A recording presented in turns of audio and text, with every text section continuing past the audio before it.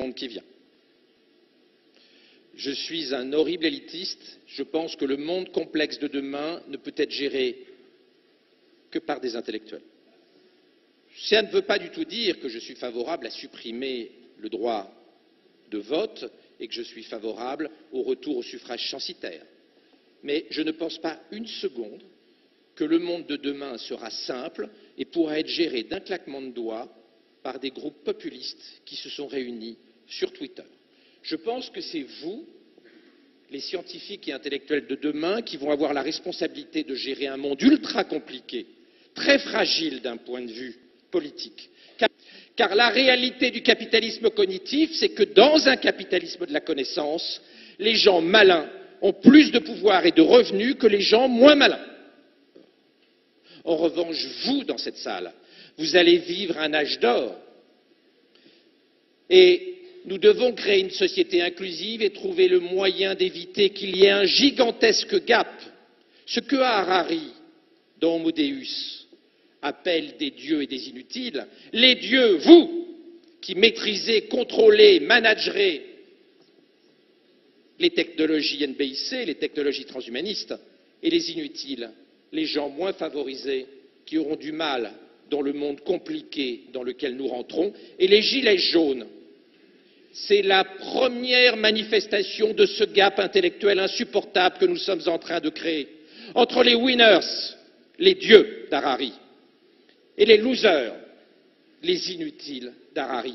Et je reprends les termes d'Harari, non pas pour m'en féliciter, mais pour alerter tout le monde sur le fait que la crise des Gilets jaunes n'est pas un épiphénomène, elle est là pour 100 ans. Et c'est vous qui la résolverez. Pour le faire court, l'intelligence artificielle lamine les petites classes moyennes et les gilets jaunes dans les décennies qui viennent avant de guérir le cancer. Les effets négatifs sur la démocratie des technologies dont on parle vont préexister aux avantages, notamment médicaux, que ces technologies vont apporter. On a la crise des gilets jaunes avant que l'IA ne permette d'accélérer la guérison des cancéreux. Ce problème de décalage entre les avantages et les inconvénients de la technologie va être un grave sujet pour les décennies qui viennent et c'est vous qui allez porter ces enjeux. L'intelligence artificielle dite faible, c'est-à-dire la vraie intelligence artificielle d'aujourd'hui, pas celle de la science-fiction, vont valoir de plus en plus cher et ceux qui sont substituables vont valoir de moins en moins cher. La théorie des fonctions de production nous apprend ça de façon certaine. Pour le dire autrement, le prix de l'heure de travail des gilets jaunes sur le marché mondial va s'effondrer de décennie en décennie. Et le prix horaire des gens dans cette salle va monter de décennie en décennie. Parce que vous êtes les complémentaires de l'intelligence artificielle faible. Et les autres sont substituables. Nous ne sommes en aucune façon capables d'absorber le choc technologique. Vous, dans cette salle, bien évidemment, oui. Mais l'ensemble de la population, non. Ces technologies sont en train de créer une vraie différence entre les œufs en or, vous, et les autres. Et je disais tout à l'heure que vous avez une responsabilité historique. Des dieux et des inutiles, la vision politique d'Harari est en réalité un cauchemar politique. Et la crise des Gilets jaunes est salutaire, elle nous montre à quelle vitesse nous sommes en train de rentrer dans le cauchemar d'Harari et à quelle vitesse il va falloir agir pour casser ce déterminisme technologique. L'intelligence artificielle et ces technologies-là vont aussi avoir une autre conséquence. C'est que pour éviter d'avoir une crise des Gilets jaunes pendant 100 ans, certains proposent qu'on utilise les technologies transhumanistes pour faire du neuro-enhancement, pour augmenter le cerveau des gens moins favorisés. Elon Musk, qui craint surtout les IA fortes, ce qui n'est pas mon cas, je ne pense pas une seconde que le deep learning puisse conduire à des intelligences artificielles fortes hostiles dans les 50 prochaines années, mais c'est le fantasme d'Elon Musk.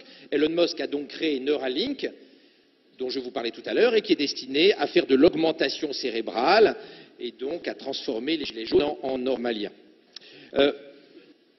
Cette vision de la Silicon Valley et de la Chine de fusionner l'éducation, la santé, l'IT, les neurosciences pour régler la crise chez nous des gilets jaunes et les crises populistes ailleurs est une tentation qui va être de plus en plus forte dans les décennies qui viennent. Et je partage là-dessus l'opinion d'Harari. Il va être très compliqué d'empêcher les politiques de faire de l'eugénisme positif quand la technologie le permettra. Dieu et les inutiles. Récemment, le patron de Google, Sundar Pichai, a fait une confession dans le Guardian et il a dit « Je ne suis pas du tout sûr que la société, que les hommes sont que ça aille aussi vite ». Et c'est une vraie question. Est-ce que nous n'avons pas dépassé la capacité d'absorption économique, psychologique, éthique de la société? Notre résilience est-elle capable de supporter ce tsunami? La vôtre, oui. Mais la France des Gilets jaunes, je n'en suis pas du tout clair. Les élites se moquent beaucoup des Gilets jaunes, ce que je trouve personnellement inacceptable, notamment ce dessin très drôle, mais me semble particulièrement dégueulasse. Je ne pense pas qu'il faille se moquer des gens moins doués que vous. Je pense qu'il faut les aider. Nous devons créer une société de solidarité intellectuelle. C'est la première urgence. L'urgence n'est pas de devenir immortel, c'est d'éviter de multiplier les Gilets jaunes.